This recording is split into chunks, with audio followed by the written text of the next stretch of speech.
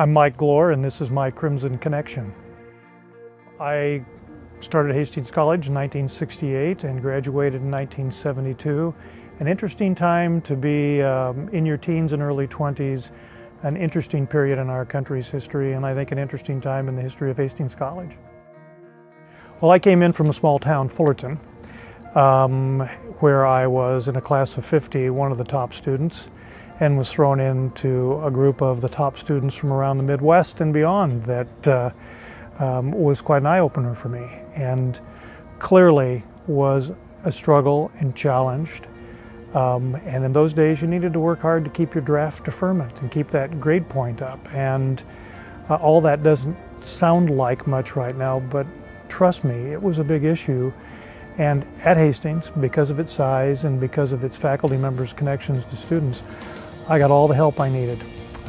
It really made a difference. I know in a larger school, a larger university, I would have struggled trying to make that transition and didn't.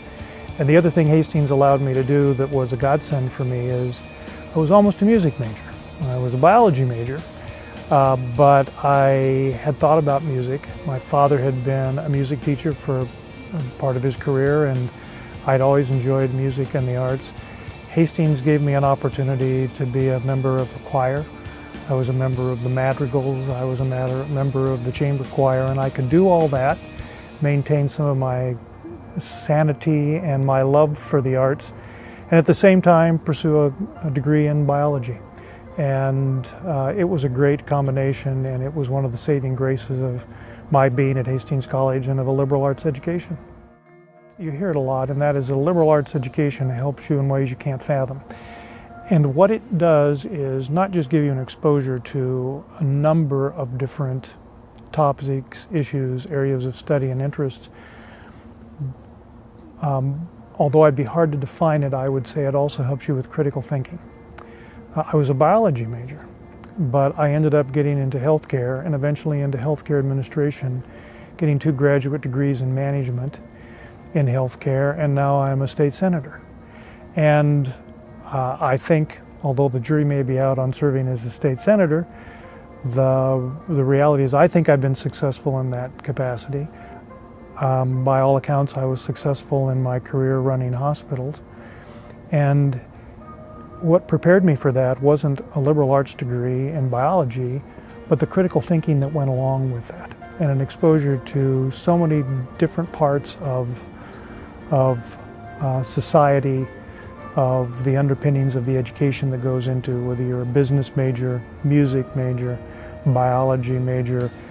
What all comes together is the critical thinking that's part and parcel of that. And with that critical thinking skill, you can do anything, even run a big hospital, beyond my wildest imaginings.